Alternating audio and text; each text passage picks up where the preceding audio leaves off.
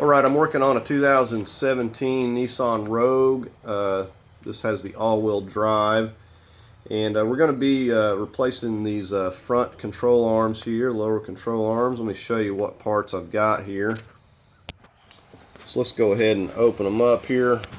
Right, so here we got our control arms. And I want just to explain something that I've got here. This is a ball joint kit, and I'll leave a link. It was $30 for the kit. Now you don't need it because they come on the control arms, but what I needed is this bolt that's in here, and it was cheaper and easier to get this kit, and it comes with the bolts, and I don't have to hunt them down. Said these bolts need to be grade 8, and the problem was I couldn't find one at the store that was the right length and the size and everything. So this was the easiest way to get these two bolts. They don't come with the control arms in this case. Some of them do, but these did not. And there's very few that do come with the bolts, but said both of mine were completely destroyed. So I've got some temporary ones in there now, but just I know I ran into that, so I know somebody else is going to, so I will leave links to both of these. So let's just take one of them here. I believe I got one of these open. Like I said, the worst case, I've got an extra ball joint for when I need it, but this is what I need, is this bolt. This is a grade A bolt, grade 8 bolt with the locking nut in here, and that's what I needed. Now you could hunt these down, and I was looking at ordering because I couldn't find any, and the dealership said they don't have them. They don't sell them separate from the control arm. Anyways, let me get this out of here. So anyways, this and this is what I needed because mine are completely destroyed. It said it comes with this new bolt and locking nut, and I have an extra ball joint if I need it, so not a big deal. Well worth the price. And like I was going to say, I was looking at some bolts, and the bolts alone were pretty pricey. I think they were $7 to $10 for a grade 8 bolt like this individually. So, and that wasn't even for the locking nut. So getting this kit is much easier to buy. The ball joint kit has these bolts. So anyways, we got that out of the way. Let's take a look at this control arm. This would be the driver's side here. Now you could say, well, if this is messed up, I could just replace the ball joint, and you could save some money doing that. You just get a ball joint, press and push that out of there. However, this one has 150,000 miles in the car. These rubber bushings start cracking and dry rotting, and it's just as easy to get this. I think these were not too bad, $70 to $80 for this pair. And these are really good. TRQ are really good. I've used them many times over. So anyways, just wanted to get that out of the way. I would plan on getting this kit. That way, in case you do need it, your bolts are messed up, you'll have it. So let's go ahead and just get started. Okay, we're going to go over the tools, and this should be everything you should need. All right, I've got some pliers, 18 millimeter wrench, or something to hold one of the nuts, 15 millimeter possibly, depending on what size your bolt. I have replacement bolts for the ball joint. Shot-filled mallet is a must. In case you have to take the CV axle, 32 millimeter, we got a 21 for the two M14 bolts going into the control arm, and this is the 18 millimeter for the vertical bolt, and this one here, and the 18 also should fit your pinch bolt for the ball joint. I've got a couple of feet of extensions here to make things easier. I've got a couple size of ratchets, a small one, you know, for starting out, so you're not cross-threading things, you know, and threading them by hand. We've got a torque wrench and possibly a breaker bar because some of these bolts are going to be really tight. And you're going to need a jack and at least one jack stand or some means to support the vehicle. 2 jack stands, even better. Okay, so very first thing, we got the rear wheel chalked. I chalked them on both sides. We got our 21. We'll go ahead and break these lugs loose here. All right, just show you where I'm lifting it at, and you kind of want to have both sides lifted up, or kind of do both sides at the same time. I'll show you why.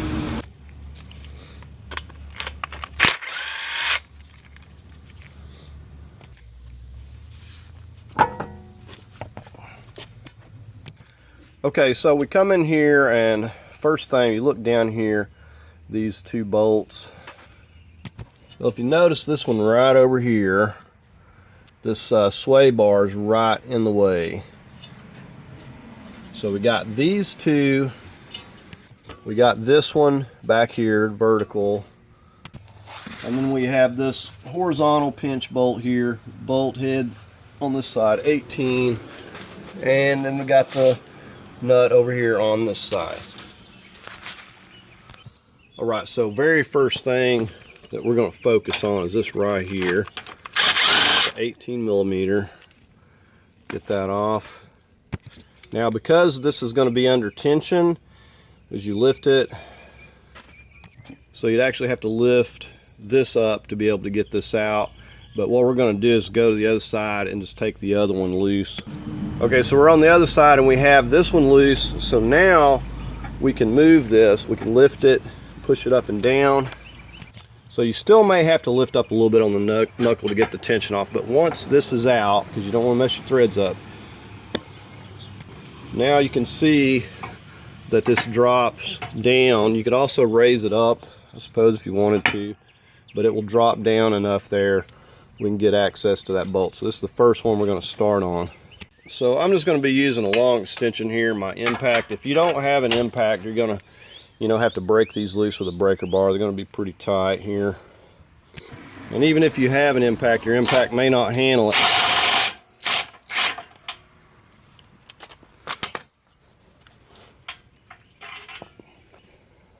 All right, so there's the first one.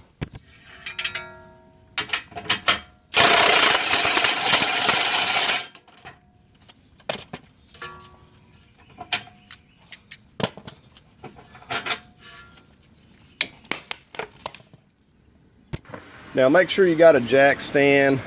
Just to show you, I've got one. I moved it up here to the front, but you can move it at the back. You can move it up here. All right, for this vertical, we're gonna use a 18 millimeter. Just gonna lay it on there. Okay, so while we're holding the top here, we're gonna come underneath. Got another 18, and this is a locking nut, so it's going to, you know, be kind of tight coming all the way off, I guess you could say.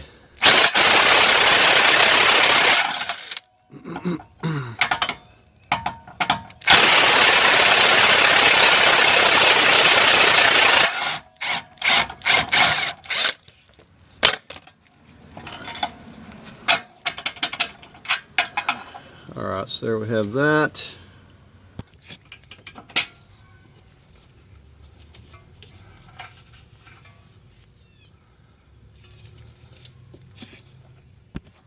I'm just going to start pulling back on this knuckle a little bit here. We're going to see if we can't just pull this out of here.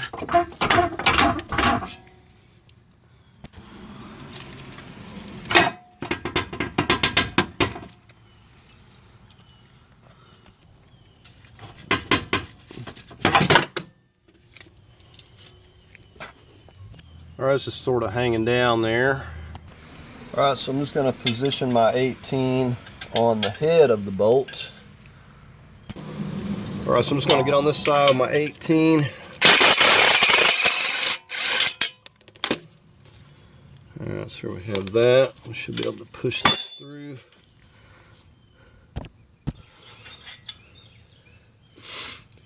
You can see the condition. Okay, I'm going to start hitting this right here. And I'm not going to lie to you, if yours is really seized in there, you're going to have to do some more work. You're probably going to want to take the rotor brake caliper and take a pipe or something, hit it right here, because usually I have to hit them right here if they're really stuck. But I'm going to be hitting it here. You could also get in here and just hit this, but you're really going to have to hit it. It's going to take some doing initially, but these aren't stuck. Okay, and there we can see the condition of this. It's really moving around a lot. It's busted right there. Let me show you the other one. It's even worse. So here's the other side. You can see this is completely split off there, just flopping all over the place. And here's our new one. Alright, so let's go ahead and start getting our new one in. I'm going to get the back here first. Just slip that in there and we'll get our bolt in place. Alright, so we're just going to wiggle it around there.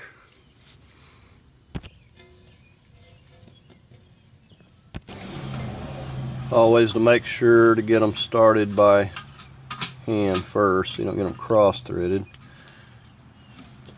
Alright, so that's good enough for a second. Alright, now we're just going to try to start rotating this around. We're going to push down on it a little bit. Just work it right up into place there. Alright, initially I'm just setting the ball joint kind of beside it here carefully. I don't want to get it into place just quite yet. And again, we want to make sure that we move this around to get these started by hand. See, right now it's not really going where I need it. I want to make sure that I've got it started with my fingers before I ever put the wrench on there, so we don't run the risk of cross threading. And then we'll just do the same thing on this side. Make sure we get it going straight. You can see it has that 10.9 on this bolt. That's a grade 8, and that's what you want to see on any bolts that you're replacing. Alright, with those started by hand, I'm going to move on to the ball joint, and I want to hit that with a little white lithium. I don't want this thing seizing in here the next time. Alright, just want to make sure we get that lined up straight. Looks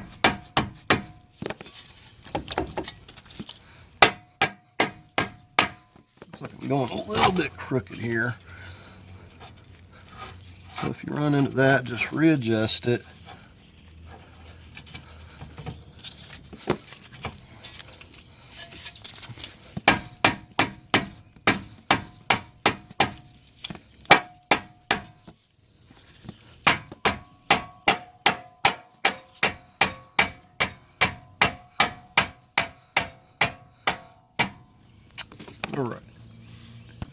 Alright, so we got our nice new bolt and our nut, and if you look right there, if you can see that has the 10.9, so we know it's the right grade.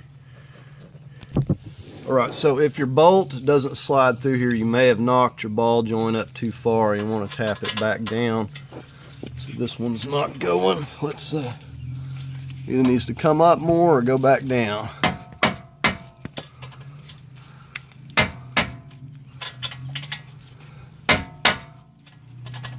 Alright, so I had to actually take it up. So you should be able to push it through there with your fingers easily. Alright, so go ahead and get our 18mm nut. This is a locking nut. And that's good enough for right now. And I'm just going to run these down by hand. That way, you know, if there is a problem, I'll know it.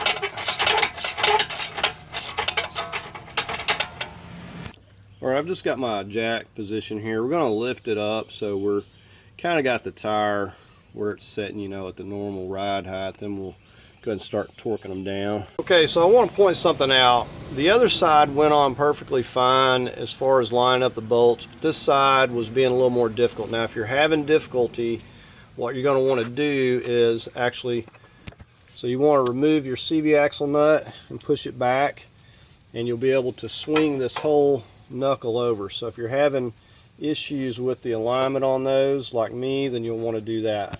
So the other side went fine, but for whatever reason this one here wasn't wanting to line up, and you do not want to get these cross-threaded. So if you can't get it to go in easily and you know you're having it feel like it's getting in a bind, then go ahead and just pop this loose. It's going to save you a lot more trouble than having to get a new bolt and fix the threads and everything else. So I'm going to go ahead and torque these while I got the CV axle off as well, because the ride height here on this is going to be where it's normally sitting.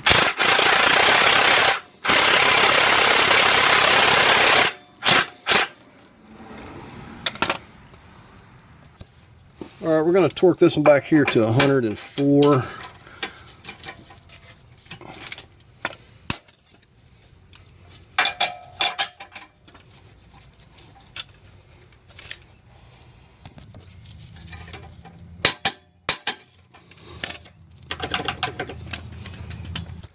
I'm going to torque these to 126. It's going to take some doing.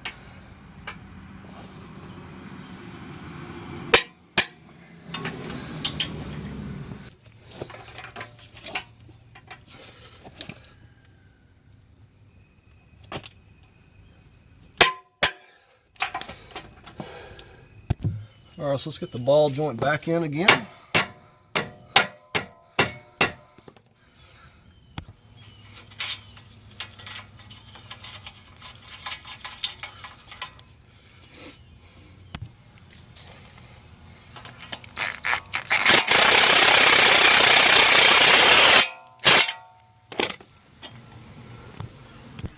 We're going to torque this to 52 foot-pounds. I've got my wrench propped up there so it can't turn. I just had it laid up against this here. I need to get it out. Now, if you're not using an impact, you definitely need a breaker bar to get this loose, and you have to have the tire on with the weight on there. So I'll show you when we put the tire back on how we're going to torque this back down, and then we'll put our castle nut and stuff back on there.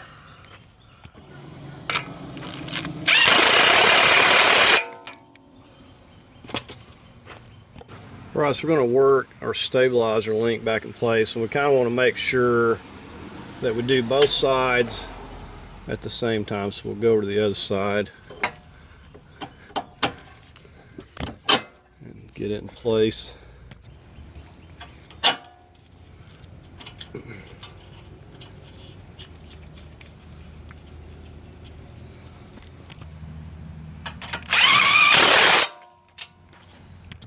I'm going to torque these to 50 foot-pounds.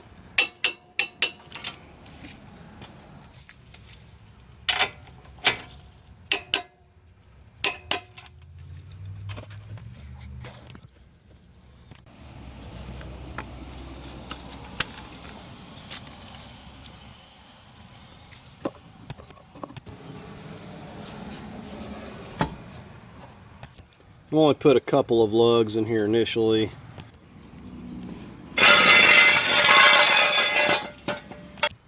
Our 32 millimeter or 1.25 inches. We're going to torque this to 185.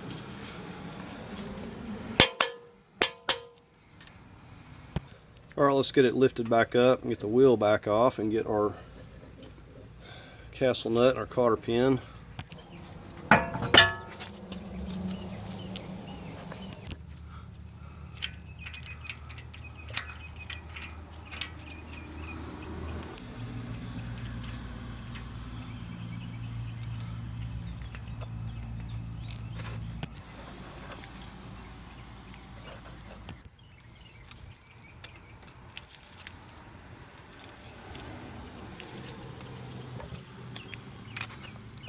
Alright, now we're ready to get the wheel back on.